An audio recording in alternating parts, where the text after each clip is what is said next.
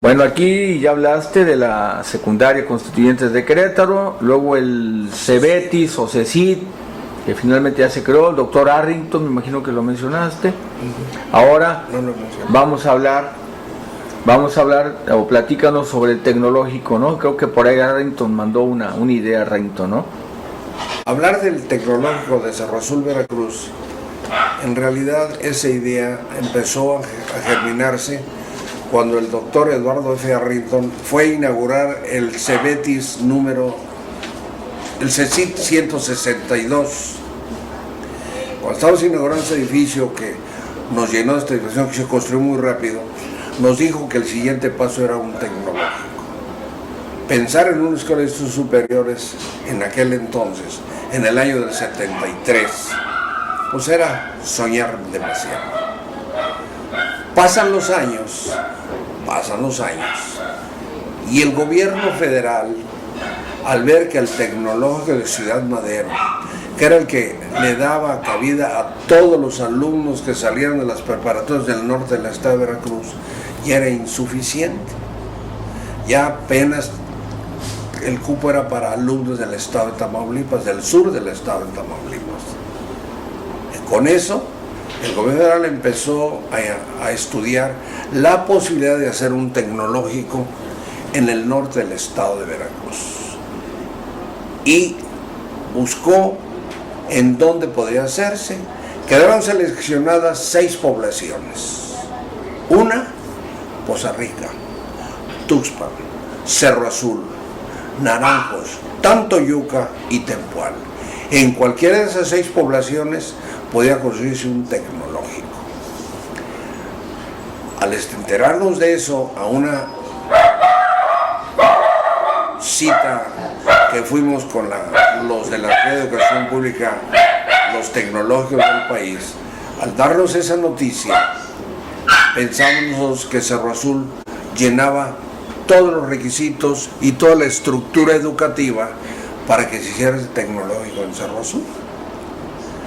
Dejamos eso como mensaje, mostramos las pruebas de toda la estructura educativa que teníamos, escuelas de lento aprendizaje, jardines de niños, primarias, secundarias, preparatorias, un CEBETIS, que era el que iba a llenar directamente a la escuela, al tecnológico, y lo dejamos para que lo estudiaran.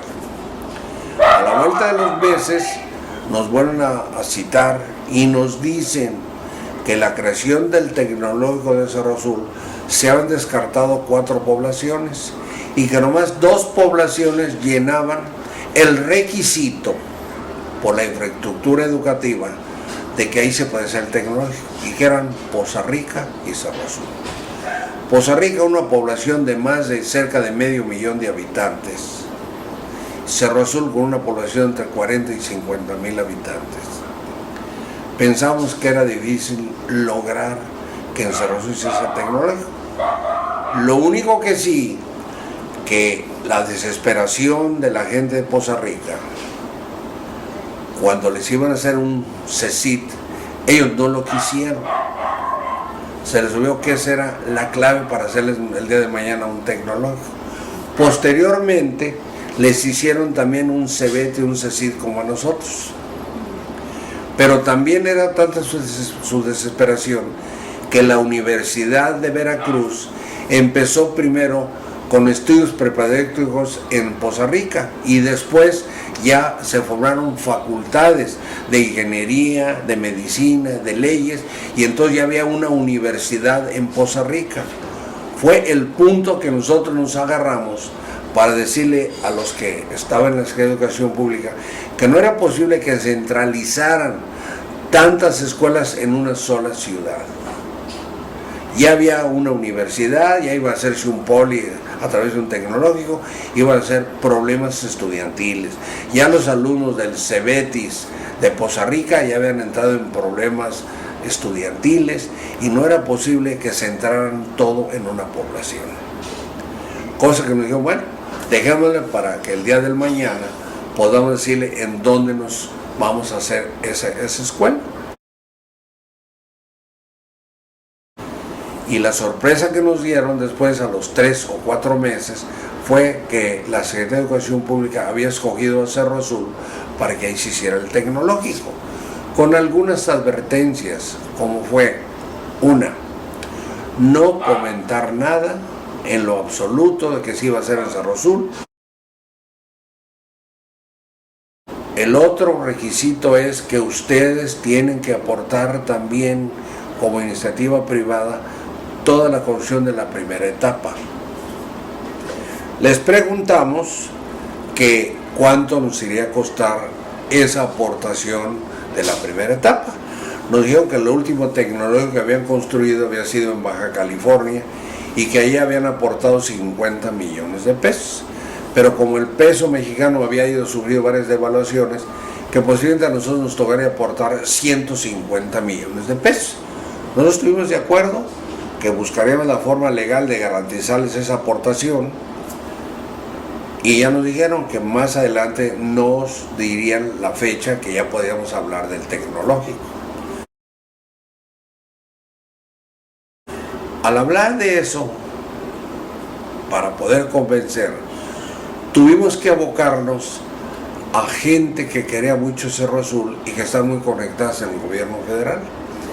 Primero tratamos de hacerlo con el líder que tenemos los petroleros, Joaquín Hernández Galicia, y nos regañó que por qué nos poníamos a construir muros, que a los muros le íbamos a dar mordidas, que nos poníamos a construir alimentos, que era lo que necesitaba el pueblo de México, alimentos. Y nos corrió con caras destempladas a que fuéramos a hablar con el funcionario que estaba en el Ejecutivo Nacional, que era Salvador Barragán Camacho. Al entrevistarnos con él también al principio nos causó una decepción cuando dijo: no, pues que se haga en Poza Rica. Pues el sueño adorado del Güero Quijo, que ya había fallecido. Nosotros nos opusimos, que ya en Poza Rica le hicimos ver, ya había facultad de la Universidad de Veracruz y que nosotros pertenecíamos a la zona norte del sindicato y que no era posible que él se inclinara por la zona centro, sindicalmente pertenecía a Poza Rica. Él le dio risa a esa proposición que le hicimos, y entonces le dijo a Lázaro: bueno, ¿qué es lo que quieres tú concretamente? Que te neutralices, aparte que eres líder petrolero y senador de la República por Tamaulipas, no vaya a ser que te pidan tu opinión y queremos que no hables ni en favor de Poza Rica ni en favor de Cerro Azul.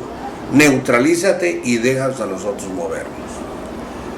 En aquel entonces empezamos a madurar la idea de hablar con aquel profesor que fue director de una secundaria para alumnos en Atlacomulco, que esa escuela les daba alimentos y hospedaje y estudios a los alumnos que fueran a esa escuela. Como en Cerro Azul en aquel entonces había secundarias, muchos muchachos que terminaron su primaria, un número de 30, 40, se vinieron a esa escuela. Entre ellos yo me acuerdo ahorita de algunos, eran más, que eran el ingeniero Armando Núñez Sousa, su hermano José Núñez Sousa, Alfredo Guerrero, Ángel Flores, Raúl Asensio y otros más que no recuerdo, pero que fueron alumnos de esa secundaria. Entonces lo que logramos fue conseguir una entrevista con el profesor Jan González,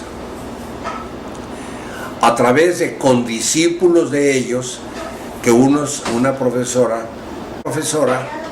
era empleada de confianza del profesor Jan González. Lograr entrevistar al profesor Jan González, sufrimos la regañada de nuestra vida, porque nos dijo: yo los voy a ayudar, pero a mí no me vuelven a visitar ni a pedirme una entrevista, ni para darme las gracias en caso que sea un éxito, ni para reclamarme en caso que no se las consiga. Yo no puedo intervenir en asuntos de otros estados. Quiero mucho a Cerro Azul porque ahí tuve muchos alumnos cuando yo me inicié como director de la Escuela Secundaria de Atlacomulco. Y voy a tratar de ayudarles, pero a mí no me vuelven a ver. Los resultados de mi gestión lo van a saber a través de la profesora que menciono, que fue con discípulos de ellos. Y a través de ella, después de 3 largos meses de espera, nos dijo: háblenle usted, me lo mencionó a mí, háblenle usted a su secretario general, que pidan audiencia en la Secretaría de Educación Pública, porque el profesor Jan González ya habló, ya dijo dónde quería que hicieran esa tecnología. Al solicitar esa audiencia, nos dieron la noticia que iba a ser en Cerro Azul, Veracruz, la construcción tecnológico, previo a los asuntos pendientes que tenía de no comentar nada, y que estábamos dispuestos a aportar 150 millones, que era lo que tenía que aportar la iniciativa privada en Cerro Azul, Veracruz. La aportación que nos pidió el gobierno federal para construir la primera etapa del tecnológico fue una responsabilidad que nos echamos a cuesta los trabajadores petroleros de Cerro Azul. Llevamos a cabo una asamblea general ordinaria y ahí acordamos aportar todos los trabajadores de planta 3 horas semanales de nuestro salario, los transitarios 4 horas, pero nosotros el 10% de nuestro fondo de arroz que cobramos anual. Con ese dinero, aportado exclusivamente por los petroleros, se construyó todo lo que fue la primera etapa, que a la vuelta de los años, aquellos 150 millones de pesos que nos decían que íbamos a aportar, terminamos por aportar 1.100 millones de pesos. En esa aportación se incluyen 80 millones de pesos que el director de Pemex, que era Mario Ramón Beteta, aportó en una de 50 y otra de 30. Las aportó, y esa escuela se construyó muy rápido, y ahorita es el orgullo de la parte norte del estado de Veracruz, y muy en especial de Cerro Azul, Veracruz, pues lleva el nombre Instituto Tecnológico Federal Cerro Azul, Veracruz. ¿En qué periodo se construyó? ¿En qué año fue? Fue del año del 81 al 88. Al 88, 7 años. Actualmente es 2010. O sea que está operando, ya tiene 10 años operando, 20 años operando, ¿no? Prácticamente. Y puedo anticiparles que van, ¿cómo se llama? La cantidad de alumnos que van allí es grande, enorme. Son cerca de 1.700 alumnos que van, no nomás de Cerro Azul. Allí concurren gente de Tuxpan, Poza Rica, Álamo, Naranjos, Tantoyuca, Tempuán y Cerro Azul, Veracruz. Ahí van. O sea, hace 30 años, con ese esfuerzo de los petroleros, se logró este tecnológico que está al servicio de la comunidad ahorita, ¿no? De la región norte del estado de Veracruz. Muy bien, ok. Bueno, pues prácticamente aquí se está terminando estas 3 etapas, ¿no? De lo que viene siendo de escuelas. Ya no nos falta la introducción del agua potable.